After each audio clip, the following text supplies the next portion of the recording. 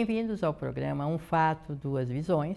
Hoje com a entrevistada, nossa querida professora Maria Elizabeth Almeida, né? E ao meu lado, também muito querida, a minha colega Márcia Almeida, da Faculdade de Ciências Humanas e da Saúde, e eu, Neide Nopes, da Faculdade de Educação. O nosso assunto hoje, né, Beth? Se assim nós vamos chamar Beth, que são os nomes. Beth, é educação, né, cultura digital e as inovações. Beth, que palavra é essa, cultura digital, para você explicar para nós, né, o que significa isso? Por que isso está muito em pauta? Bom, isso está em pauta por conta das tecnologias digitais, né, da grande disseminação dessas tecnologias, que embora elas sejam muitas vezes consideradas como ferramentas, elas são muito mais do que isso, uma vez que elas são meios para se representar o pensamento, para se comunicar, portanto, elas são estruturantes do conhecimento e estruturantes também da forma como se comunica e do que se faz hoje na cultura, na vida do dia a dia. Embora você fale naturalmente para você, e essa digital, quer dizer, quando você fala um instrumento, uma ferramenta, dá um exemplo para nós. O que significa? Não é isso que você ia perguntar, Márcia? Pode falar. Eu ia perguntar, porque assim, a gente fala tecnologias digitais. Tecnologia. O que nós estamos nos referindo? iPad, computador, o quê? Exatamente, para que as pessoas possam ter como uma dispositivos disponíveis hoje, quaisquer um desses que vocês estão citando e muitos outros. Por exemplo, nós temos em casa um micro-ondas que tem uma tecnologia digital por trás. Mas não é essa que nós estamos falando. Nós estamos falando de tecnologias digitais de informação e comunicação. Ou seja, iPad, celular, computador. Isso. Mais alguma, Beth?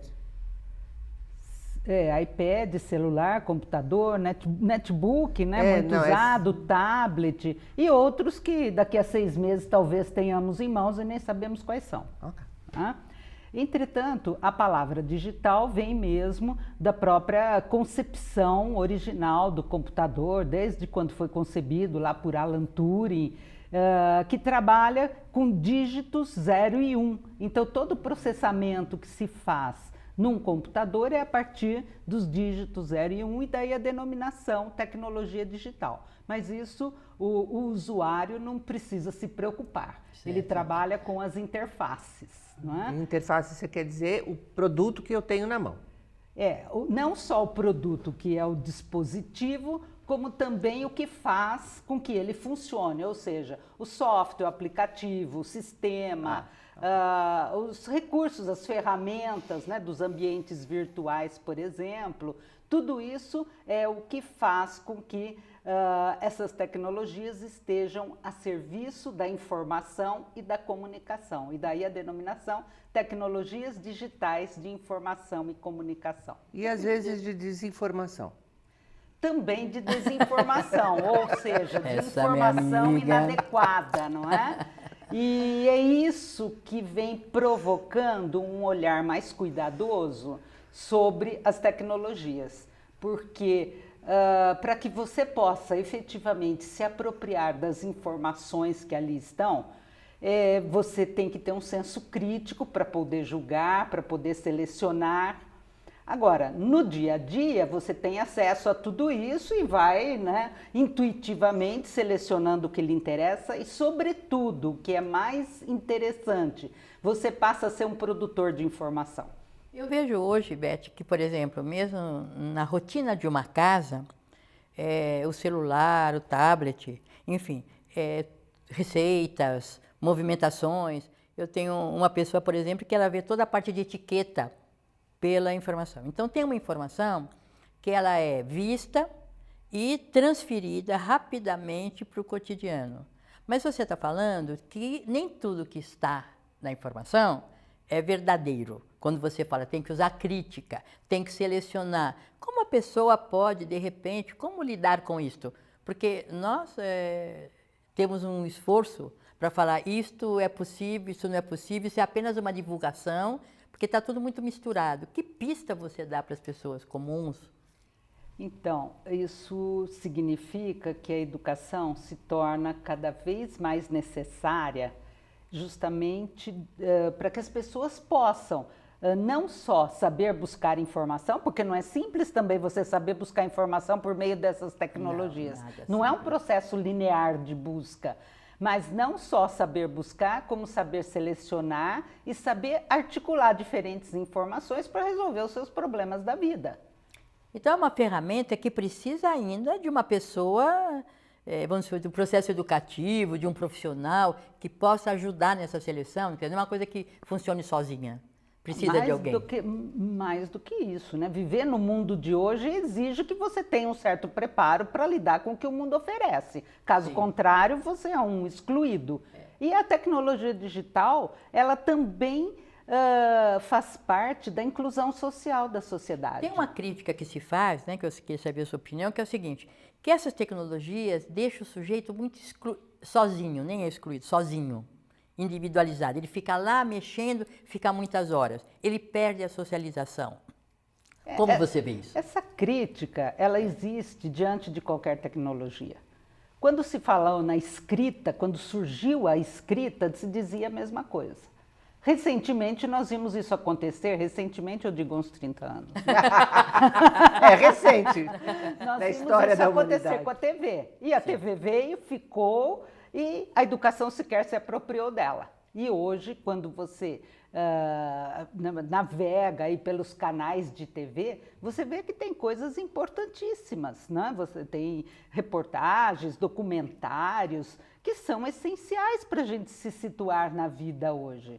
E ninguém explicou nada para ninguém, todo mundo foi fazendo isso e se não tem discernimento, assiste aqueles programas que nós sabemos que são mais desinformativos, né, e alienantes do que qualquer outra coisa. Quando você fala disso, né, você entra com a ideia de que a televisão não se apropriou, ou melhor, ao contrário, a educação não se apropriou da televisão ainda de forma eficiente e na sua totalidade. Como é que a gente lida também com a questão do digital dentro da educação? Então, começa que a televisão agora é digital, né? Então, lidar aí fica com redundante. Digital é lidar com tudo, né? Porque tudo está convergindo para as tecnologias digitais. É o rádio, é a TV. Como é que a gente lida com isso em educação? Ora, hoje, até algum tempo atrás, precisava política pública para inserir tecnologias na educação. E elas nunca deram conta, né, dada a dimensão da realidade brasileira. Hoje, não que essas políticas sejam dispensáveis, mas hoje tem um outro problema que interfere muito mais dentro das instituições educativas, quer seja de educação básica, quer seja de universidade, que se refere ao fato desta tecnologia já ser tão inerente da nossa vida. Você não sai de casa sem o celular, você vai fazer consultas para saber qual é o melhor caminho para ir a determinado lugar, para saber o que se passa com o tempo, o imposto de renda, ninguém faz fora desta tecnologia hoje. E por aí afora, os serviços de cidadão estão lá também, só que você tem que criticar aquela informação, se apropriar dela e usá-la na sua vida, caso contrário ela não serve para nada. É essa mesma ideia de tudo que nós fazemos na vida por meio dessas tecnologias que vem hoje interferir nos processos educativos. Então, hoje a questão não é mais ter acesso à tecnologia, ou ter a tecnologia física como instrumento físico nos espaços educativos, porque ela está no bolso de todo mundo. Hoje o que nós precisamos é de ter conexão. A nossa briga que era alguns anos atrás, eu preciso de computador, eu quero trabalhar com os meus alunos com computador, acabou, basta termos conexão. Mas só isso não resolve também. Você quer dizer ter Wi-Fi, ter rede? Ter internet, conexão à internet. Porque os serviços estão na internet, cada vez você tem menos serviços no próprio dispositivo que você tem na mão, seja ele qual for, e cada vez está tudo mais na internet. Agora, não é para usar para qualquer coisa, né? Então, se você tem uma cultura de uso dessas tecnologias, cada vez se intensifica mais. Entretanto, quando você traz isso para os processos educativos, ou melhor, quando ela invade porque ela invade mesmo, ela rompe as nossas paredes, não tem parede para essa tecnologia. Quando ela invade os espaços educativos, tem que ter um outro conhecimento aí para incorporá-la aos processos pedagógicos, que é o conhecimento pedagógico do uso da tecnologia. E você falou uma palavra que eu achei bem legal, você diz assim, olha, a tecnologia invade a sala de aula. E na minha experiência como professora, com os professores, de fato é essa a sensação do professor. Né? Não é que essas coisas estão ali para serem trabalhadas, mas eles estão sendo invadidos pela tecnologia. Pois é. E aí um atrito, né, entre aquele professor, vamos dizer, antenado, que é capaz de articular isso, e aquele professor que quer fazer todo mundo desligar o computador, o celular, para não atrapalhar a aula dele. Como é que a gente pode lidar com isso? Pois é. Bom, ninguém hoje detém todo o conhecimento que está disponível nas áreas, não é? Então, junto, professores e alunos podem se articular no sentido de usufruir do que essa tecnologia oferece para incorporar os processos educativos. Então, uma das coisas que não é a grande, eu nem diria mais essencial, mas é a mais evidente, é o acesso à informação atualizada. Então, isso na sala de aula é algo importante, né? Nós estamos falando sobre determinado tema, de repente alguém lá faz uma conexãozinha ali, acessa uma coisa nova sobre esse tema, acessa a ideia de um autor que você muitas vezes até esqueceu de colocar naquele momento. Ou que mesmo desconhece. Né? Ou muitas vezes até desconhece. E isto vem acrescentar, não é? E pode ser articulado com aquilo que está sendo trabalhado. Você tem uma ideia da faixa etária? Por exemplo, esse acesso. Eu vejo crianças de 10 anos que levam e ajudam o professor. E vejo o professor reclamar. Ou seja, o aluno já está aos 10 anos, falou alguma coisa, né? Eu tenho neta de 12. O professor falou, ela já vai conferir e já devolve ao professor, acrescentando muitas vezes o que ele está falando. E qual é a sua opinião? Quer dizer, você falou que o acesso e tal, mas você tem um limite de idade? Quando começa isso? E adianta por limite de idade? Não adianta, os pais saem para viajar e colocam o tablet ou o celular na mão dos pequenos para que os pequenos possam ficar calminhos durante a viagem. Então, não tem idade, do mesmo jeito que TV. Né? Os pais não têm tempo, ou tem uma babá lá que não fica entretendo a criança o tempo todo, põe a criança de frente da televisão, hoje põe diante do tablet. Então, não tem jeito. E o que você pensa dessa atitude? Não, eu acho que é uma atitude atrapalhada, claro, né? Tem que ter limites, mas você não pode negar. Você não pode negar. Eu lembro na minha infância, tinha vizinhos que iam na minha casa assistir TV porque eram de uma religião que os pais não permitiam. Então, eles iam escondidos na minha casa. Então, é a mesma coisa hoje. Isto significa o quê? É importante integrar essas tecnologias aos processos educativos, mas onde elas efetivamente possam trazer contribuições. Para fazer mais do mesmo, não precisa. Para fazer mais do mesmo, é melhor a relação direta professor-alunos. Mas para a educação, para a aprendizagem, essas tecnologias elas são mais do que ferramentas para fazer melhor as coisas e para ter acesso à informação. Elas são linguagens de expressão do pensamento. E a grande mudança está acontecendo por aí. Porque na nossa interação, a tecnologia já está presente no nosso modo de pensar. E é isso que ela... Simplifica isso que você está falando, para a gente ter mais clareza.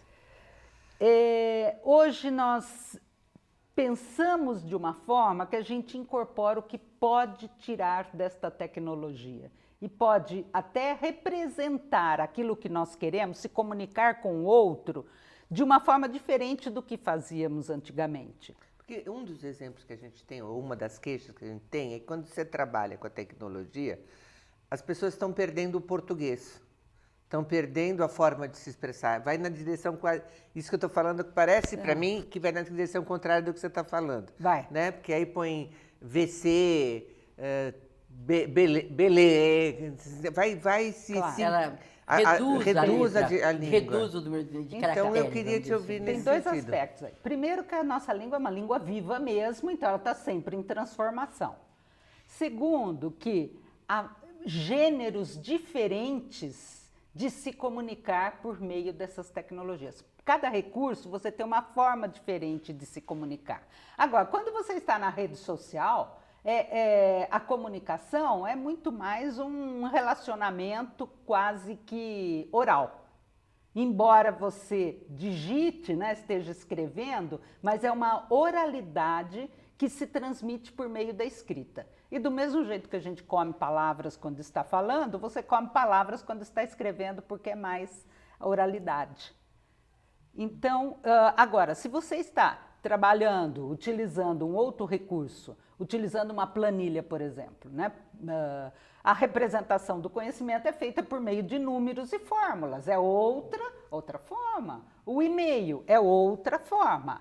Então, no Facebook, outra forma. O Snapchat. Snapchats, outra forma. Agora, é interessante lembrar desses recursos das redes sociais, porque tem alguns aspectos aí muito importantes de ser levado em conta, né? Um é que todo mundo é produtor também, mas ele não produz só para ele. Ele produz e compartilha. Isto tem dois lados. Tem um lado muito interessante que no desenvolvimento mesmo da expressão do pensamento, né, e da comunicação, porque eu estou escrevendo para que o outro me entenda. E quebra um pouco a ideia da individualidade, da solidão. Da solidão. De que vai estar só consigo, né? Exato. É muita ideia do grupo, do coletivo. Então, se fortalece muito mais o olhar e o fundamento da educação baseado no sócio-interacionismo, por exemplo. Porque hoje não se olha tanto o que o sujeito faz sozinho, mas é o que o sujeito faz do grupo. Então, ele aprende a partir do grupo. Claro que a aprendizagem tem um momento individual, que é a transformação das estruturas do sujeito, mas é a partir do que ele está compartilhando com o grupo, e aquilo que ele cria, ele também compartilha. Mas esse é o lado bem, assim, digamos, interessante, de potencial da tecnologia para os processos educativos. Agora, tem um outro que é preciso tomar consciência, que é a questão da publicização. Porque tudo está, né, vai para a rede social, tudo é compartilhado, é público e é público para o mundo. Então, aí é preciso trabalhar muito essa questão do que é público, sobretudo com as crianças. Porque eles não entendem o que é público. Não. E aí tem elementos bastante complicados, né? Questões ou ao éticas, contrário, morais. As crianças de 12 anos, eu sempre que eu vivo isso, elas querem o público, elas querem se tornar. Mas o que pode e aí ser é que público? Elas fazem os vídeos, isso é uma né? ideia bem legal, pega, né? Porque está sendo muito interessante conversar com você, porque me parece que você quebra a maioria das críticas que eu escuto a respeito do digital, né? Porque, de alguma maneira, acho que a gente também teve uma educação que, na sua hipervalorização do privado, rompeu com o público como uma responsabilidade do cidadão, da pessoa, né? Acho que você vai passear no Jardim Europa, que é um lugar, vamos dizer, rico da cidade de São Paulo, e me deparei com a rua imunda, com coisas jogadas, frente a mansões maravilhosas. Suponho que lá dentro não está cheio de coisa jogada no chão. Mas parece que aquela mansão nada tem a ver com a rua não lhe pertence. Assim como também como é que se lida com o que eu faço na rua, como é que isso pode integrar pessoas.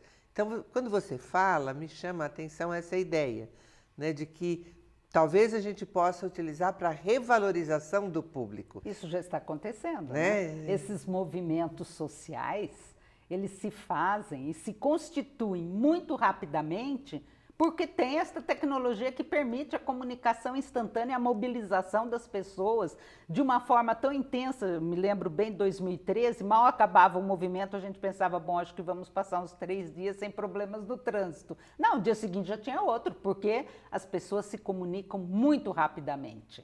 E qualquer fato leva todo mundo às ruas, E né? que tem um espaço importante e valorizado do público, né? Exato. Passa-se a valorizar o público. Ponto que eu quero também explorar com vocês, que é o seguinte, tem um outro lado público que a mim me preocupa. Há pessoas que publicizam tudo o que fazem. Acabei de sair de casa, põe. De repente, assim, estou agora no trânsito, põe. Quer dizer, eles acabam contando a vida. Sim. E ao contar a vida, eles estão se expondo, talvez sem perceber, né? Porque imaginam que o que está fazendo... realmente, eu saio de casa, pego a condução, chego no meu trabalho, não há nada de inconveniente. Porém, existe uma coisa da intimidade que fica...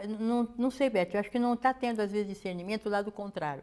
Essa vontade de contar para todos tudo que eu faço, no mesmo momento que eu faço, para mostrar que eu sou ou antenada, ou tenho amigos, ou tô... Então, eu não sei se você pode emitir alguma opinião sobre isso, se tem alguma coisa, a própria Márcia, como vê isso do ponto de vista psicológico, essa exposição contínua que as pessoas estão tentando fazer consigo mesmo, né? Principalmente a juventude. Claro, isso é um problema social. Né? Que extrapola as tecnologias, mas elas ajudam a potencializar. Eu tenho dúvidas. Certo, porque a primeira intimidade não é dizer o que eu estou fazendo o tempo todo. Né? Não é. Certo. Não, claro. Claro. Segundo, eu acho que quando eu ouço Beth falando, eu penso na possibilidade de articular isso com as pessoas começarem a se dar conta de que existe um outro e como se articula isso. Né? Porque de tanto a gente fazer essa coisa da intimidade, sim, as pessoas se perguntam como é que as pessoas vivem? O que elas fazem? O que eu estou fazendo é normal? E de repente, na rede tem um lado ruim. Eu acho que é o que ela falou no começo. Como é que a gente reflete sobre isso? Né? Exatamente. Eu acho que sim. Mas acho que ela... Desculpa. Pois não, acho que sim. Porque a gente vê que, embora exista um outro, dependendo, você não vê esse outro existe. Mas você não tem. Mas eu sei que, por exemplo, qualquer mensagem que você põe, pelo menos assim, eu recebo rapidamente uma resposta.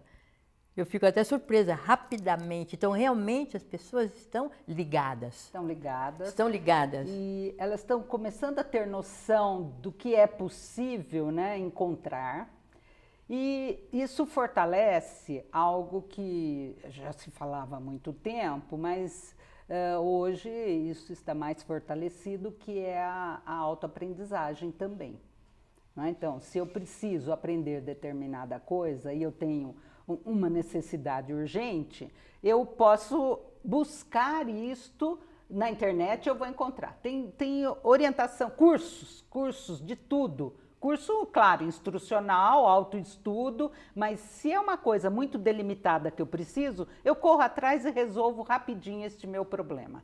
Agora, se é uma coisa mais complexa, isso exige mais processos educativos mesmo, e é aí que entra a questão também da cultura digital na educação. Porque cultura não se impõe, cultura se cria. Portanto, o fato da sociedade já estar mergulhada na cultura digital não significa que a educação esteja mergulhada na cultura digital, porque isso tem que ser criado no bojo dos processos educativos. E esse é o grande desafio que a educação enfrenta hoje, da básica até todos os níveis. Eu escuto falar, né, Beth, assim, o nativo digital e o imigrante digital. Tem alguma coisa a ver o imigrante e o nativo? Então, eu gosto de ser imigrante, sabe por quê? Porque o imigrante é o estrangeiro. E eu acho que olhar como estrangeiro para essas coisas é muito importante. Eu me aproprio e procuro me apropriar desta linguagem. Sim. Entretanto, eu me apropriando como estrangeiro, eu consigo olhar mais criticamente para ela, eu consigo, ou faço um esforço no sentido de identificar suas potencialidades, seus limites, porque eu sempre estou olhando, sobretudo, no aspecto educacional, que é o meu foco de estudo e de trabalho. Então, o olhar do estrangeiro como educadora, como pensadora sobre educação, me ajuda muito. E acho que todo mundo tem que ter um pouquinho desse olhar de estrangeiro mesmo. Agora, não dá para exigir disso de quem já nasceu nessa geração conectada. Isso é tão natural, né? Mas você não faz discriminação entre uma pessoa mais velha, é sempre estrangeiro, e o jovem é sempre nativo. Não, essa discriminação aí é uma coisa inútil, não nos leva a lugar nenhum. Agora, é interessante a gente olhar como é que os nativos usam essas tecnologias, né? Como é que eles fazem? Eu tenho uma neta que adora cozinhar, ela tem 8 anos. Então, toda vez que ela chega na minha casa, a nossa relação vai se fazendo por aí. Eu digo, mas o que é que nós vamos fazer? Olha no YouTube, vovó, ela explica tudo. Aí ela mesmo vai lá, anota, e aí a gente vai providenciar tudo que está dito ali na receita e vamos cozinhar juntas. A conversa está super agradável, mas nós estamos chegando ao final. Eu estou penalizada. Eu também. A gente fica sempre assim. Beth, tem alguma mensagem que você queira passar para nós? Porque esse tema não fecha nunca. Para uma recomendação, uma pista, alguma coisa, uma ideia sua para a gente ir fechando o programa. Como educadores, nós usamos essas tecnologias para preparar as nossas aulas, para fazer nossas pesquisas, para escrever, para publicar nossos textos, nossas ideias. Mas isto não significa que a gente saiba efetivamente fazer um uso pedagógico dessas tecnologias. Então tem um outro conhecimento aí que integra, né, teorias, domínio da tecnologia, o domínio mesmo instrumental dela, e a prática pedagógica. E tudo isso tem que estar articulado para que eu possa compreender como eu vou usufruir do que essas tecnologias podem oferecer, mais como linguagem de produção e de interação do que apenas busca de informações, e tirar partido disso para os processos educativos, para a aprendizagem dos alunos. Aí nós estaremos criando uma cultura digital na educação, aí nós estaremos abrindo a educação para o mundo, integrando-a com os acontecimentos que acontecem fora dos nossos espaços e integrando inclusive com outros pensadores de todas as partes do mundo. Como sempre, a gente fica com o sabor do quero mais. Obrigada pela sua presença, foi extremamente importante. Obrigada pela participação de vocês. Até a próxima.